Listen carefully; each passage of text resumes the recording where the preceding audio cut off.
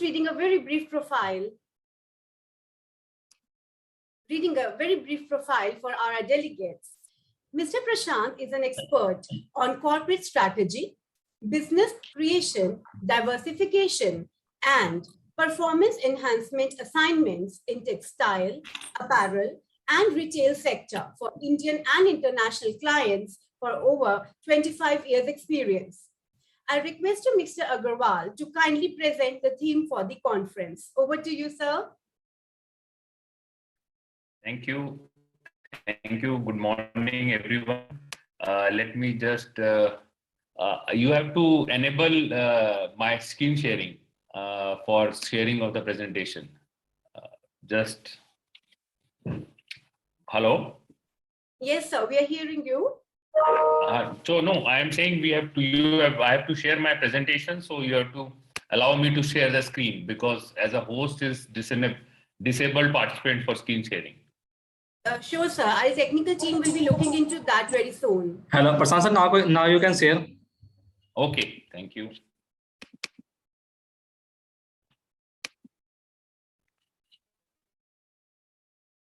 Good morning, everyone, again, and I'm just. It's morning here, and I'm in Germany for the presentation. We have come up for an MOU with an international company, an institute which we have tied up for Industry 4.0 and sustainability. These are two buzzwords. And before that, I was at an ITMF conference at Davos, where all the European big buyers were there and the European policymakers were there. So while I will take you through my presentation, but I'll share with you my learnings in last 10 days also, where being with buyers, being with researchers, being with policymakers, how globally things are going to change, and India has a big role to play in same. So here we are talking about $50 billion exports goal. What will it take to get there? We all know India deserves that. But I think there are some points that we need to be clear in terms of what it will take for Indian companies, because ultimately individual investment will combine together and take India to $50 billion export goal. When we talk about here $50 billion exports goal, we are talking about garment exports. Overall, India has already achieved $42 billion exports, but our garment is hovering between $15 to $16 billion. So how do you take that $16 billion to $50 billion is what we have to plan. So my presentation will talk about, first I will share some of the numbers to bring things into perspective. We will talk about global trade with India scenario, top exporting countries, major product categories, India's cost of manufacturing, and then we will talk about what will take us to be there to achieve $50 billion export. So this is how initially I always love, because being a consultant, to share some of the numbers for initial 5 minutes, so that to bring everybody into perspective in terms of what's happening latest. So when you talk about global trade overview, definitely we all know India, which was stuck at $35-36 billion for last so many years, has moved to almost $41 billion. And globally, world has moved from almost $820 billion trade to $871 billion trade last year. And within that, if you see, majorly India share, and I've just calculated out of overall exports, what's India's share. You find that fiber, India has 11% share, yarn 14%, fabric 4%, and apparel, which should be our engine of growth, is only 3% share of the global trade of almost $500 billion, which is there. So I think the chain which India needs to reverse. We need to have, and that's what we have been talking about, that garment is the engine of growth. Ultimately, buyer always needs end product, which is garment. We all know that. From that perspective, I think in terms of Indian value chain for exports is skewed. We need to really focus, and that's why more and more investments have to happen towards garments. Now, if you see overall, China is at $305 billion exports. And within that, if you see, China has has reduced its garment export. Earlier, it touched $180 billion. Today, garment exports for China is $157 billion. While textile from 110-20 has moved to $148 billion.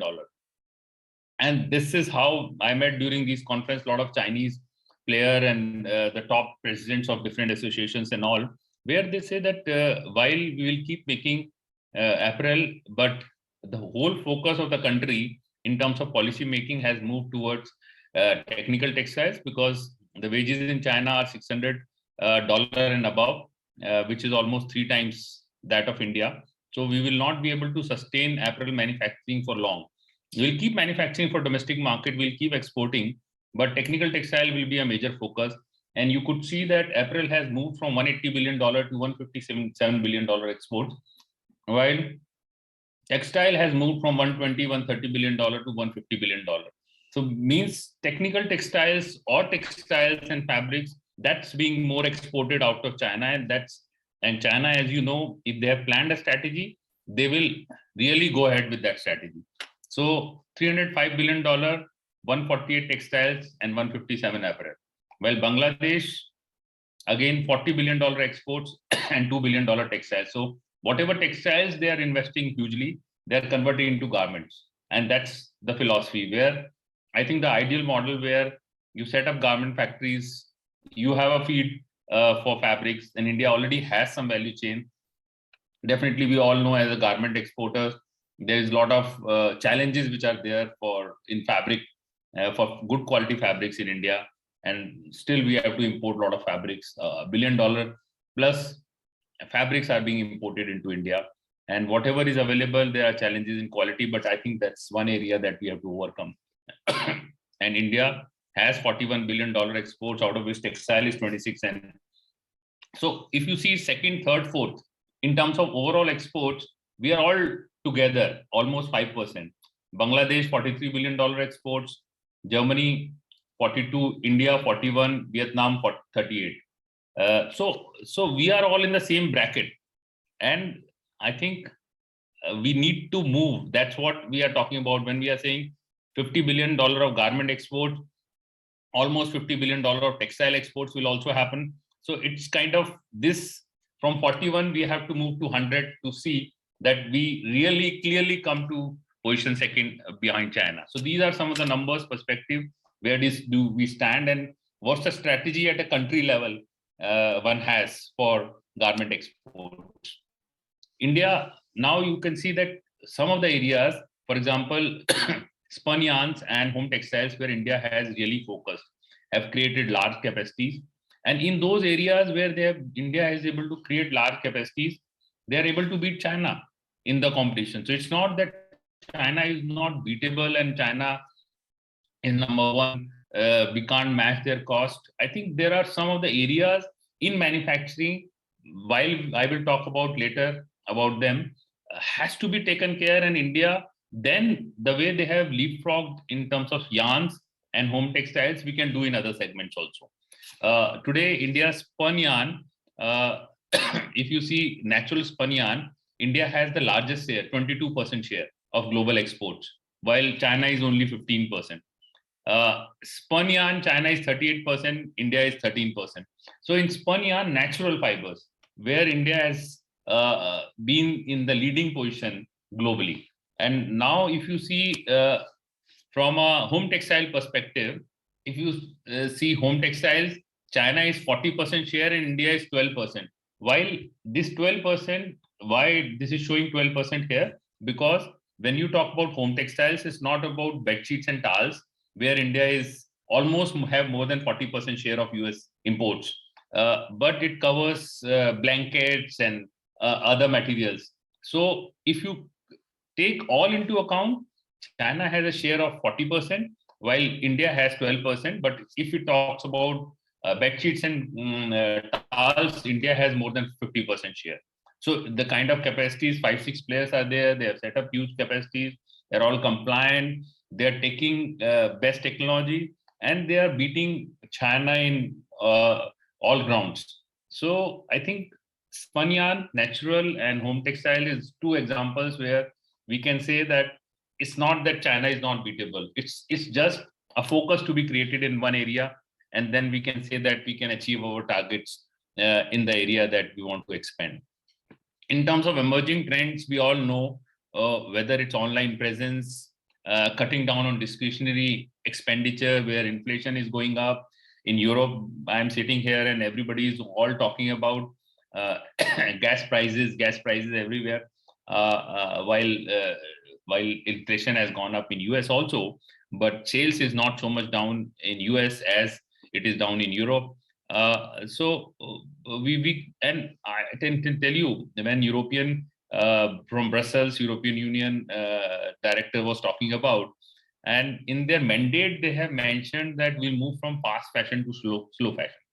So that means they are saying for recyclability, fast fashion is not good, and that's if it is put in mandate. All of these, what they are putting in mandate in terms of sustainability, recyclability, all will come into legislation. So they will legislate, and we'll have non-tariff barriers. So as a company, if we are not prepared in what is latest happening in terms of sustainability, you will find that there'll be a lot of challenges for exports, and there are a lot of insourcing happening in terms of companies are developing capabilities in Europe in some areas not to be dependent on outside world. And I have seen the way I was talking about the tie-up that we have done. We have seen the digital factories here where everything is robot and digital control. So I'm not saying the world will move towards that, but in certain products which are standard, this digitalization, robots handling the factory. We have just yesterday visited that factory where robots are handling complete factory and everything is monitored. Analytics is done from digital monitoring with cameras at each and every stage, even to the extent of training being done, the movement of workers being monitored by camera, and then identifying what is the best process and then training others in that best process. So a lot of changes. Definitely capital investment is not a problem here, but some trend towards movement towards people talking about being manufacturing where you are. So that trend will also catch up where US and Europe again. So I'm not saying completely it will move, again will start manufacturing in their own country. So investment beyond China definitely is a big sourcing trend. All of you being manufacturers, you understand that clearly. When you talk about product trends, I think more than hygiene, circular textile sustainability is completely in conference in terms of who will bear the cost, because there is a cost involvement, and the buyers were also sitting and they're saying we don't have the answer, we will have to find answers together. But there is no running away from the fact that we have to be focused on sustainable way of manufacturing circular textiles, and we will share more as we move forward in times to come from our understanding of the business out here. India's export, we know, has grown 35% post-COVID, but the base has gone down in COVID. So saying 35% is not true, but these are the numbers, the fact where we are saying we are almost $42 billion in garment exports. And believe me, a lot of it is contributed towards increase in price points because of the increase in raw material. So not exactly everything what is seen here is the real growth in terms of numbers of pieces exported. So that's a caveat which is there. So I think this slide, while we will debate about it in terms of whether India is competitive in most of the parameters or not, but India has everything in place. Now the key challenge here out of all these factors where all of you will agree, but skill, manpower is a challenge, and absenteeism, and so all of these is a challenge in India. So it will remain a challenge unless and until we know that if we have to grow, we have to really, the way we are talking about Industry 4.0, digitalization of the factory, sustainability. I think for India, skilling workforce, identifying innovative methods, because every state will have different ways. How do you retain workforce? How do you really focus in their development, and how do you make them a part? So any factory who is not actually involved in incentivization, taking care of workforce, I think that will remain a challenge. So India will have workers available, but are they most efficient? Is the middle management good and efficient? I think these are some of the challenges which we will also talk about later, will remain for us. Cost competitiveness, while I have written Vietnam $200 here, they have already moved to more than $300 in terms of wages. China is $600. So it's only India, Bangladesh, Ethiopia cannot be accounted for. The factories are not competitive there. So in terms of cost, we all know India is competitive, I think, but some of the areas where efficiencies need to be improved have to be worked upon. India's potential, one we have till now we have talked about in terms of putting up scale. Then we are talking about in this slide that the markets to focus, where we are focusing more on EU and USA market. And Japan is $33 billion market. We have a trade treaty with Japan for last 12 years. And a share is 1.2%. UK, where we are talking about FTA, almost $30 billion market, and we are exporting only 1.7 billion. South Korea, $17 billion market, 0.4, $400 million we are exporting. Australia, we have just signed FTA, $11.6 billion market, and $600 million is what we are exporting. UAE, we have a good share. So I think there are other markets that we need to focus if we have to achieve our target. And these markets, every market needs to be evaluated on its merit, and then focused efforts have to be done to target that market. So while I talked about numbers and some of the statistics and everything, how to get there at $50 billion exports, I think this is the key. Manufacturing excellence is the key. And to be honest, I was sharing Mr. Sudhir Dhingra, while Orient Craft again went to its own, but there was a conference which happened 10 days back where he was called, and people asked him to share his views after whatever has happened in Indian garment industry and in his factory. He said, and he shared, like, for me, if you ask, only one area where India is lacking is manufacturing excellence. And I think while it covers whether it's process excellence, strategic direction, focus, employee involvement, commitment to quality. So I think manufacturing excellence brings efficiency and productivity. And as an industry, we know that we have to re-engineer our existing systems and processes to cater to the future demand, whether it is done really working on our processes, adopting Industry 4.0 principles. Commitment to sustainability will be the key mantra to survive and thrive. And I believe me, with my last 10 days experience, we can't get away. We have to start. We have to set our sustainability roadmap. It might take 5 years, 7 years, 10 years, but a roadmap has to be very clear. So I think manufacturing excellence is the key. And days are gone where we used to get good margins even without being the most efficient. But whether in a small setup or a larger setup, whether it's flexibility in manufacturing, I think manufacturing excellence is the key for us to grow. And when we talk about manufacturing excellence, it's whether it's leveraging our existing capability, focus on Industry 4.0, incorporating process and product sustainability, optimum quality and cost. I think these are buzzwords, and there are a lot of explanation to do. But why I have mentioned all of this here, because we as a country, as a company individually, have to focus in all of these areas to really avail of the opportunity which lies ahead of us. And in totality, I would say if I take you through my presentation, we are talking about to achieve $50 billion growth. First and foremost, we have to have the right product mix and scale. We need to focus more markets than we are focusing on today. And then we need to focus on manufacturing excellence, where we are talking about sustainability, Industry 4.0. Industry 4.0 is nothing but analyzing the data and taking faster decisions on that matter. With this, I end my presentation.